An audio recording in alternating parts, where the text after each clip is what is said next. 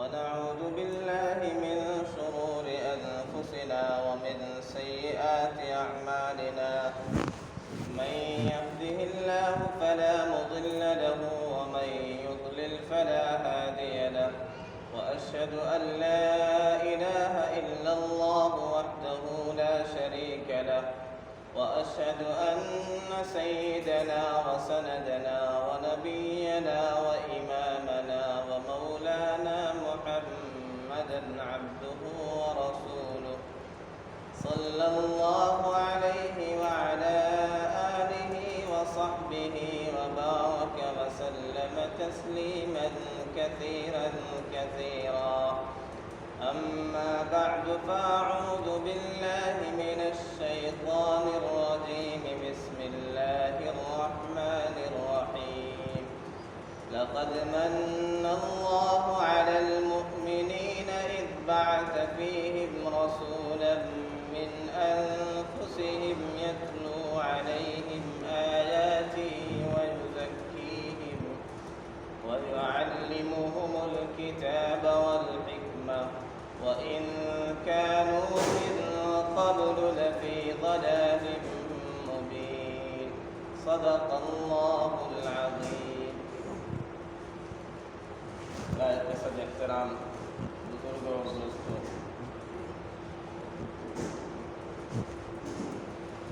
ربیع الاول کا مہینہ شروع ہو چکا ہے. یہ مبارک مہینہ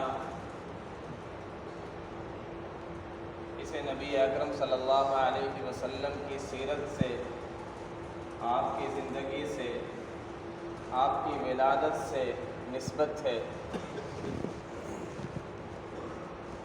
چنانچہ پیارے آقا صلی اللہ علیہ وسلم کی ولادت بھی اسی مہینے میں ہوئی،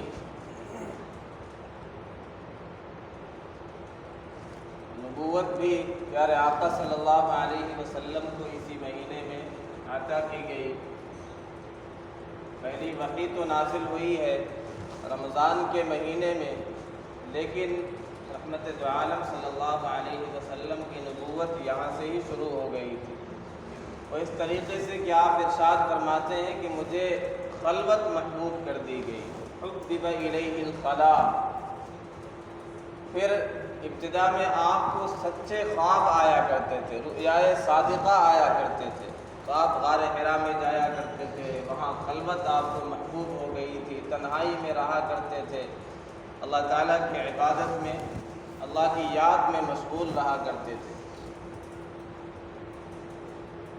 پھر نبی اکرم صلی اللہ علیہ وسلم نے ہجرت بھی اسی مہینے میں کی. رحمت دو عالم صلی اللہ علیہ وسلم کی ولادت دوشنبہ کے دن ربیع الاول کے مہینے میں عام الفیل، ہاتھی والا جو واقعہ ہوا، اسی سال 570، ایک قول کے مطابق 571 عیسوی کو ہوئی. اب تاریخ میں اختلاف ہے، کسی نے کہا 2 ربیع الاول، بعض مورخین نے کہا 8 ربیع الاول، بعض نے کہا 9، بعض نے کہا 12. تو یہ مختلف اقوال ہیں. اتنی بات پر متفق ہیں کہ ربیع الاول کے مہینے میں دوشنبہ کے دن رحمت دو عالم صلی اللہ علیہ وسلم اس دنیا میں تشریف لائے. تو پیارے آقا صلی اللہ علیہ وسلم اس دن روزہ رکھا کرتے تھے دوشنبہ کے دن. آپ سے پوچھا گیا تو آپ نے کہا ذاک یوم ولدت فیہ، یہ وہ دن ہے جس میں میری ولادت ہوئی.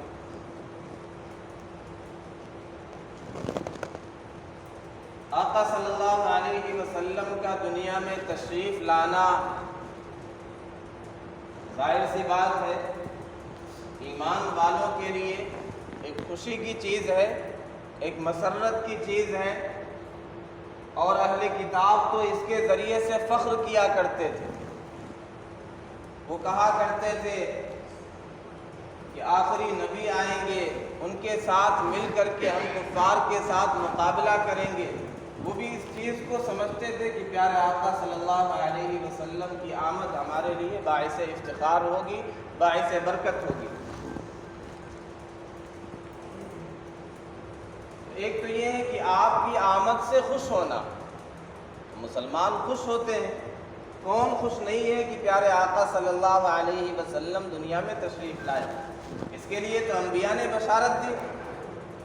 سیدنا عیسیٰ علیہ السلام کے بارے میں مبشرا برسول یأتی من بعد اسمہ احمد، قرآن کہتا ہے یہ ایسے نبی کی، ایسے رسول کی بشارت دینے والے ہیں جو ان کے بعد آئیں گے، جن کا نام احمد ہوگا۔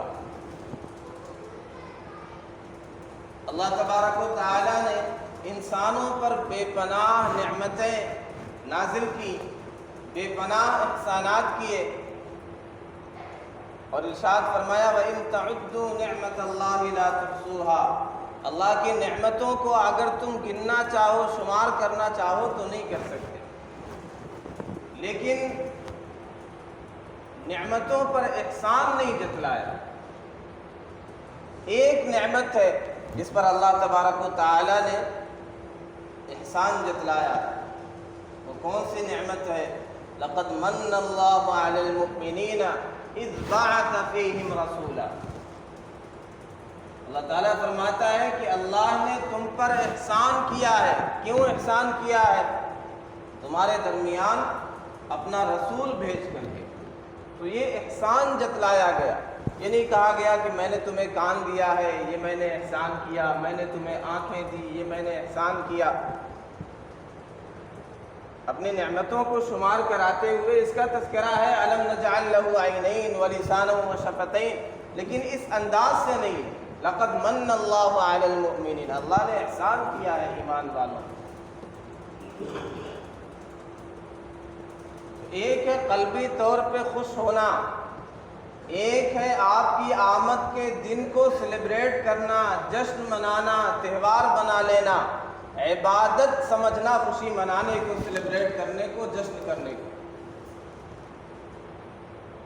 جب یہ رخ آئے گا کہ ہم آپ صلی اللہ علیہ وسلم کی ولادت کے دن کو منائیں گے، برتھ ڈے منائیں گے، اسے سیلیبریٹ کریں گے، اس دن ہم جلوس نکالیں گے، اور اسے عبادت کا رنگ دے دیا گیا کہ جو کرتا ہے وہی عاشق رسول ہے، جو نہیں کرتا وہ گستاخ رسول ہے۔ جب کسی چیز کو عبادت کا رنگ دیا جانے لگے، اس انداز سے پیش کیا جائے، تو اس کے لیے تو کوئی دلیل ہونی چاہیے۔ وہ تو ساری چیزیں پیارے آقا صلی اللہ علیہ وسلم نے بتلا دی، یہ عبادت ہے، یہ ثواب کا چیز ہے، اس میں تو آپ نے کوئی کمی نہیں چھوڑی۔ تو رحمت دو عالم صلی اللہ علیہ وسلم نے کہیں نہیں کہا کہ میرا برتھ ڈے منانا، میرے ولادت کے دن کو عید کا دن بنا لینا، بلکہ آپ مدینہ تشریف لے گئے تو دیکھا کہ لوگ 2 دن میں کھیل کود کرتے ہیں، عید مناتے ہیں۔ تو آپ نے کہا کہ اللہ تعالیٰ نے تمہارے لیے ان دونوں دنوں سے بہتر دن دیا ہے، وہ عید بنایا ہے، وہ کیا ہے؟ عید الاضحیٰ اور عید الفطر۔ اسی طرح آپ نے ارشاد فرمایا ان لکل قوم عیدا وہذا عیدنا، ہر قوم کی ایک عید ہوتی ہے، ہماری عید کیا ہے؟ عید الفطر ہے، عید الاضحیٰ ہے۔ آپ نے اپنے ولادت کے دن کو عید کا دن نہیں بنایا۔ کسی ذات کا، کسی شخصیت کا جب ڈے منایا جائے گا تو ظاہر سی بات ہے پھر اس کی تعریف میں حد سے زیادہ مبالغہ ہوگا، پھر شرک کا بھی خطرہ ہے، مشرکانہ اعمال بھی ہوں گے۔ سیدنا عیسیٰ علیہ السلام کا دن مناتے ہیں عیسائی لوگ، اور دنیا جانتی ہے جتنی خرافات اس دن ہوتی ہے کسی دن نہیں ہوتی ہے سال کے دنوں میں، جتنی شراب اس دن پی جاتی ہے، جتنی بدکاری اس دن ہوتی ہے، سال کے 360 دنوں میں، 64 دنوں میں کبھی اتنی خرافات نہیں ہوتی۔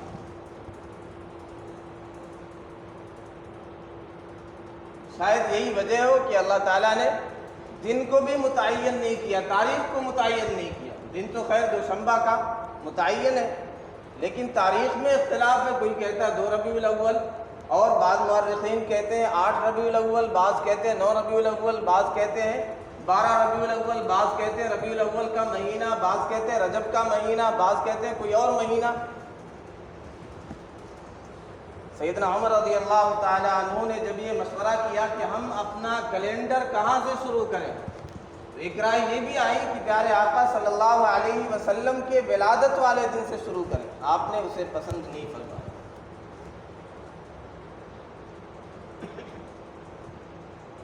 تو ہم یہ کہتے ہیں کہ نبی اکرم صلی اللہ علیہ وسلم کی آمد سے سارے مسلمانوں کی خوشی ہے، ہمارے لیے بھی خوشی کا سامان ہے۔ صحابہ بھی خوش تھے، لیکن صحابہ نے کس طرح اس دن کو منایا، کس طرح خوشی منائی، ہمارے لیے صحابہ معیار ہے۔ نبی اکرم صلی اللہ علیہ وسلم سے محبت کیسے کرنی ہے، عشق رسول کیسا ہونا چاہیے، یہ کون بتائے گا؟ ایک نمبر پر سیدنا ابو بکر صدیق رضی اللہ عنہ۔ نبی سے محبت، نبی سے عشق کیسے ہوتا ہے اگر دیکھنا ہے صدیق اکبر کو دیکھ لو۔ اللہ سے عشق اور محبت کیسے ہوتی ہے نبی اکرم صلی اللہ علیہ وسلم کو دیکھ لو۔ اللہ سے محبت کیسے کرنا ہے، نبی کی اللہ سے محبت، نبی سے محبت کیسے کرنی ہے، سیدنا ابو بکر صدیق رضی اللہ عنہ کی محبت نبی سے۔ تو اس مہینے میں ہم کس طرح اسے سیلیبریٹ کرتے ہیں، کس طرح جشن مناتے ہیں، آپ کی ولادت کے دن کو کس طرح مناتے ہیں۔ ہمارے اکابرین میں سے ایک مولانا فضل الرحمان صاحب، ان سے کسی نے کہا کہ آپ مولود شریف نہیں مانتے ہیں، تو انہوں نے کلمہ پڑھ دیا، لا الہ الا اللہ محمد الرسول اللہ۔ دیکھو ہم مانتے ہیں آپ صلی اللہ علیہ وسلم کی ولادت کو، اگر آپ کی ولادت کو نہیں مانتے تو ہم کلمہ کیسے پڑھتے آپ کا؟ ہمارے پاس جو کچھ ہے وہ پیارے آقا صلی اللہ علیہ وسلم کے وسیلے سے پہنچا ہے، آپ کے توسط سے پہنچا ہے۔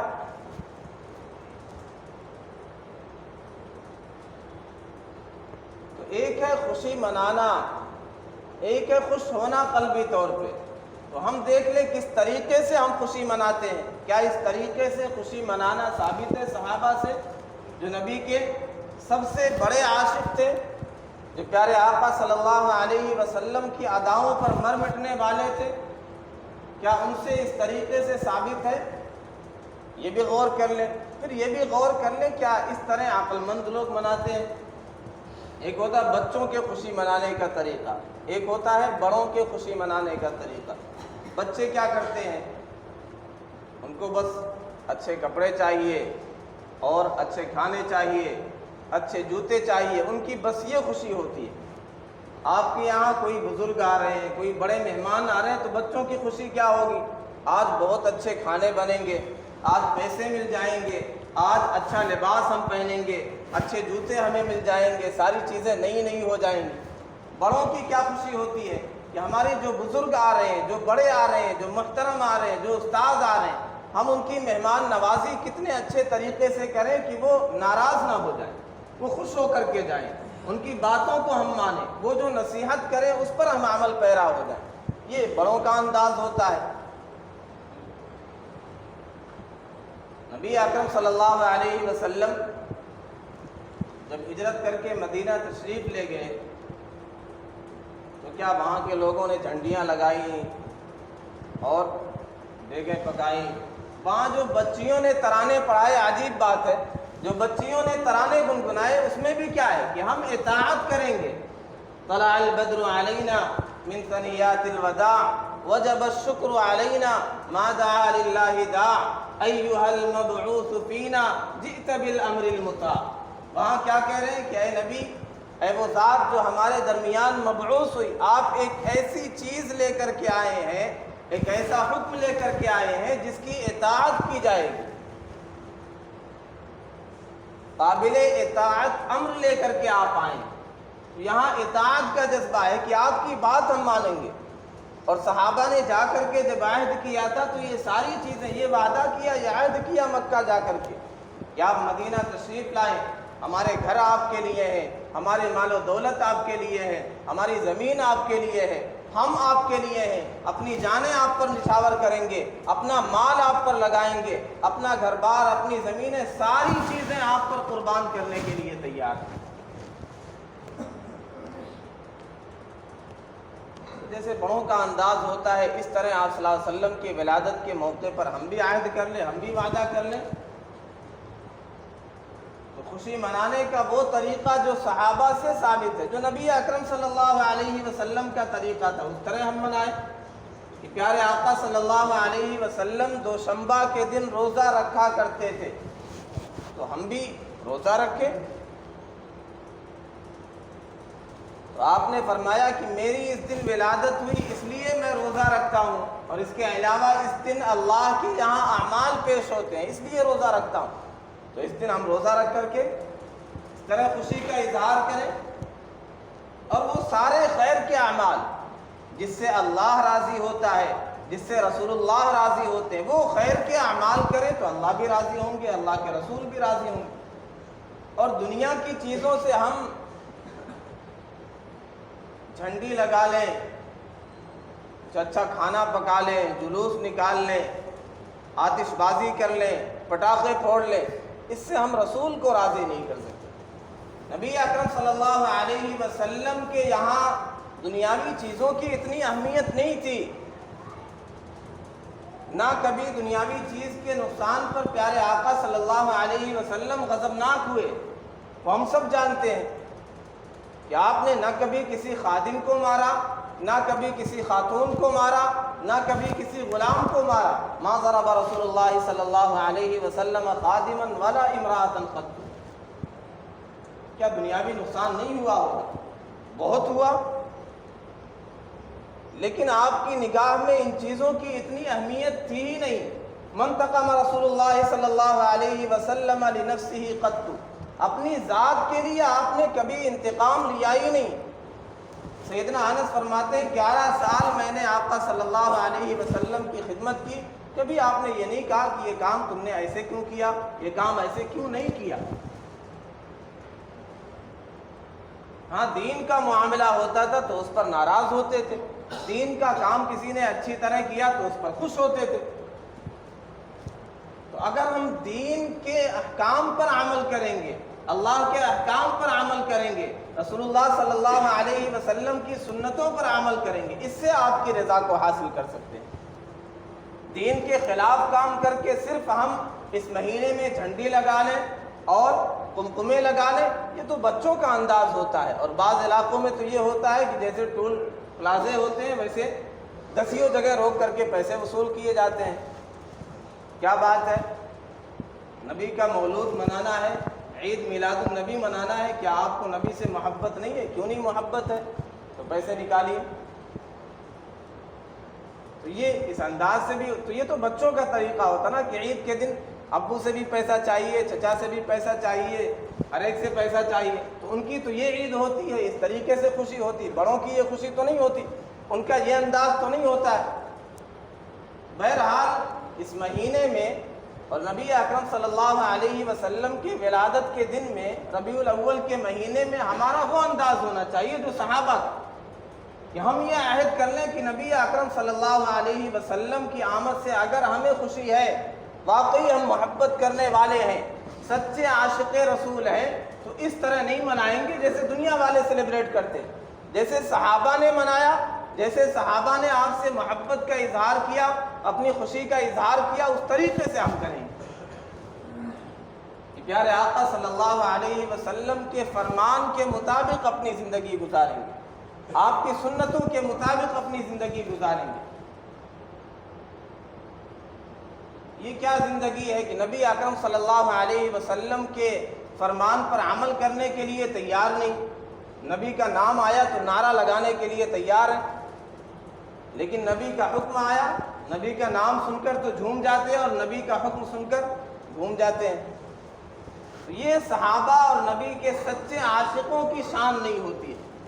لو کان حبک صادقا لاطعته، اگر تم اپنے دعوے محبت میں سچے ہوتے تو اپنے محبوب کی اطاعت کرتے، اس کا کہاں مانتے۔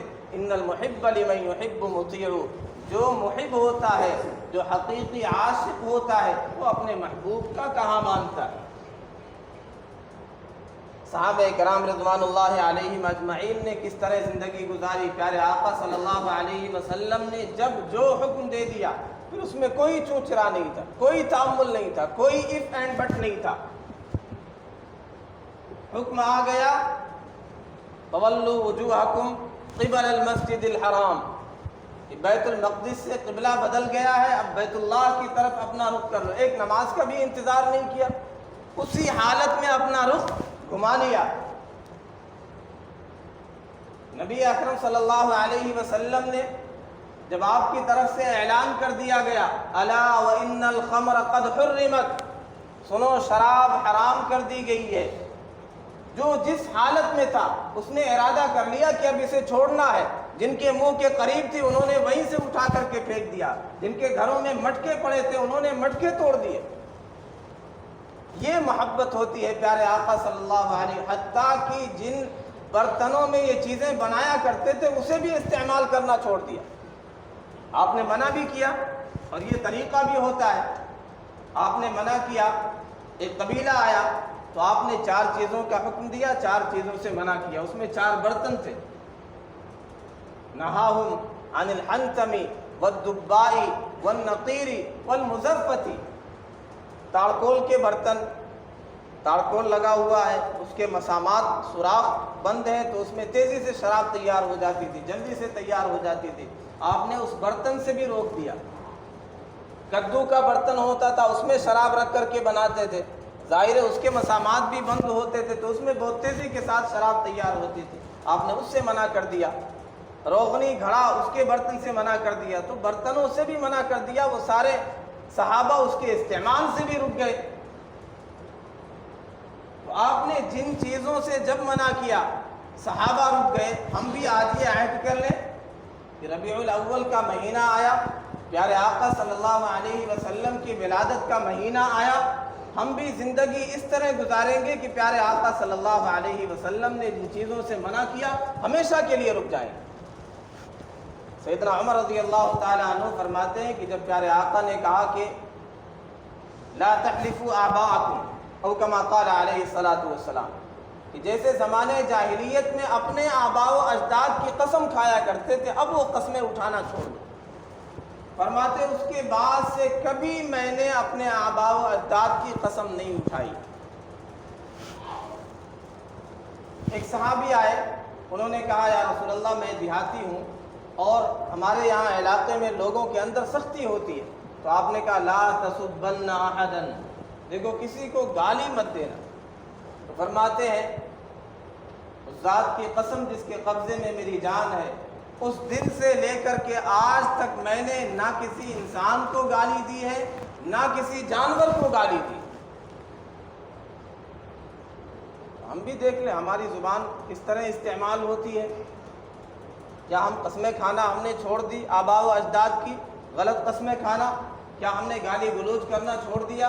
کیا ہم نے جھگڑا کرنا چھوڑ دیا؟ کیا ہم نے جھوٹ بولنا چھوڑ دیا؟ نبی اکرم صلی اللہ علیہ وسلم کی محبت، آپ کی رضا جن چیزوں سے حاصل ہوتی ہے، کیا ان اعمال کو ہم کر رہے ہیں؟ جن چیزوں سے آپ ناراض ہوتے ہیں کیا ہم نے ان ساری چیزوں کو چھوڑ دیا؟ پیارے آقا تو فرماتے ہیں مجھے سکون کہاں سے ملتا ہے، مجھے آرام کہاں سے ملتا ہے، میرے دل کی راحت کہاں ہے؟ جعلت قرۃ عینی فی الصلاۃ، میرے آنکھوں کی ٹھنڈک نماز میں رکھ دی گئی۔ ایک موقع پر آپ نے ارشاد فرمایا ارحنا بہا یا بلال، ارحنا بالصلاۃ یا بلال، یعنی نماز کے ذریعے سے اے بلال اذان دو اور نماز قائم کرو، نماز کے ذریعے سے میرے دل کو سکون پہنچاؤ، مجھے اس کے ذریعے سے راحت پہنچاؤ۔ اور ہم یہ سمجھتے ہیں کہ 12 ربیع الاول کا جلوس نکالیں گے، گھروں میں جھنڈیاں لگا لیں گے، نماز بھلے ہی نہ پڑھے جلوس کے چکر میں، ہم سمجھتے ہیں کہ پیارے آقا صلی اللہ علیہ وسلم ہم سے راضی ہو جائیں گے۔ خیالست و محالست و جنو، یہ دیوانگی کی باتیں، یہ پاگلوں کی باتیں۔ نبی تو تب ہم سے راضی ہوں گے جب ہم نماز پڑھنے والے ہو جائیں گے، جب مسجدوں کو آباد کرنے والے ہو جائیں گے، جب نبی اکرم صلی اللہ علیہ وسلم کی سنتوں کے مطابق زندگی گزارنے والے ہو جائیں گے۔ ہم غور کر لیں ہماری زندگی میں کون سی چیز سنت کے مطابق ہے؟ کیا ہمارا چہرہ سنت کے مطابق ہے؟ کیا ہمارا لباس سنت کے مطابق ہے؟ کیا ہمارے پجامے ٹخنوں سے نیچے ہیں یا اوپر رہتے ہیں؟ کھانا کھانے کا انداز کیا سنت کے مطابق ہوتا ہے؟ کیا ہماری خوشی سنت کے طریقے پر ہوتی ہے؟ کیا ہماری غمی سنت کے طریقے پر ہوتی ہے؟ کیا ہماری مجلسیں اس طرح ہوتی ہیں جس طرح آقا صلی اللہ علیہ وسلم چاہتے؟ ایک ایک چیز ہم غور کرتے چلے جائیں۔ آج ہم یہ عہد کر کے اٹھیں کہ جب یہ ماہ مبارک آیا ہے تو نبی اکرم صلی اللہ علیہ وسلم کی ولادت کی یاد دلاتا ہے، تو یقیناً قلبی طور پہ ہم سب انتہائی خوش ہیں، اور ہم یہ چاہتے ہیں کہ زندگی ہماری آئندہ ایسی گزرے کہ پیارے آقا صلی اللہ علیہ وسلم ہم سے خوش ہو جائے۔ یہ کمال کی بات ہو۔ صحابہ آپ صلی اللہ علیہ وسلم کی آمد سے بھی خوش تھے، اور اس طرح زندگی انہوں نے گزاری کہ پیارے آقا صلی اللہ علیہ وسلم بھی ان سے راضی ہو کر کے گئے، اور وہ فخریہ طور پہ یہی بیان کیا کرتے تھے۔ سیدنا عمر یہی کہا کرتے تھے جب لوگوں نے چرچا کیا کہ یہ تو سخت ہے اور یہ امیر بنا دیے گئے، لوگوں نے صحنوں میں بیٹھنا چھوڑ دیا تو پریشان ہوئے، انہوں نے کہا اللہ کا فضل ہے، الحمدللہ پیارے آقا صلی اللہ علیہ وسلم موجود تھے، اس حال میں تشریف لے گئے کہ مجھ سے راضی تھے۔ ابو بکر صدیق رضی اللہ عنہ اس حال میں دنیا سے تشریف لے گئے کہ مجھ سے راضی تھے، تو ان کے لیے یہ خوشی کا سامان ہوتا تھا کہ ہمارے محبوب راضی رہے۔ بے شمار واقعات ہے، وہ خاتون کا واقعہ سیدہ خنسہ رضی اللہ عنہ، ان کے پیش نظر کیا ہے؟ اولاد بھی شہید ہو گئی کوئی پرواہ نہیں، شوہر بھی قربان ہو گئے کوئی پرواہ نہیں، بس مجھے دکھلاؤ میرے محبوب صلی اللہ علیہ وسلم اس حال میں، محبوب کو تکلیف نہ پہنچے، یہ ان کے سامنے ہوتی۔ ہم محبوب کو تکلیف پہنچا کر کے، آپ کی سنتوں کا جنازہ نکال کر کے، آپ کی سنتوں کے خلاف اعمال کر کے، نمازیں چھوڑ کر کے، ہم یہ چاہتے ہیں ایک دن تذکرہ کر کے، ایک مہینے میں خوشیاں منا کر کے، جلوس نکال کر کے پیارے آقا صلی اللہ علیہ وسلم کے عاشق ہو جائیں گے۔ خود ہی غور کر لیں، کیا اس طرح کوئی عاشق ہوا کرتا ہے؟ اسے عاشق کہتے ہیں؟ یقیناً اسے عاشق نہیں کہتے ہیں۔ عاشق وہ ہوتا ہے جو اپنے محبوب کا کہا مانتا ہے، اس کی سنتوں کے مطابق زندگی گزارتا ہے۔ تو آئیے ہم بھی عہد کرتے ہیں کہ انشاءاللہ ہماری زندگی ایسے ہوگی جیسے نبی اکرم صلی اللہ علیہ وسلم نے بتلائی ہے، سنتوں بھری زندگی ہوگی۔ نبی اکرم صلی اللہ علیہ وسلم دنیا میں جتنے خیر ہوتے ہیں، علامہ ابن قیم فرماتے ہیں جتنے بھی خیر ہوتے ہیں نبی اکرم صلی اللہ علیہ وسلم کی طاعت اور آپ کی اتباع سے ہوتے ہیں۔ اگر آپ کے طریقے پر چلیں گے، آپ کی اتباع کریں گے، آپ کی اطاعت کریں گے تو خیر۔ اور یہ بات یاد رکھو کہ دنیا میں جتنے بھی شر واقع ہوتے، اگر تم غور کرو گے، ان العالم وکل ما وقع الشر فیہ، جتنے بھی شر اس میں واقع ہوتے ہیں نبی کی مخالفت کی وجہ سے، آپ کے حکم کو چھوڑنے کی وجہ سے، آپ کے حکم سے بغاوت کرنے کی وجہ سے ہوتے۔ تو ہم فیصلہ کر لیں، آپ کی اطاعت کریں گے، آپ کی سنتوں کے مطابق زندگی گزاریں گے، یا صرف محبت کا دم بھر کے رنگ رلیاں منائیں گے۔ اللہ تبارک و تعالی ہم سب کو پیارے آقا صلی اللہ علیہ وسلم سے سچا عشق عطا فرمائے، سچی محبت عطا فرمائے، آپ کی سنتوں کے مطابق زندگی گزارنے والا بنائے۔ وآخر دعوانا الحمدللہ رب العالمین۔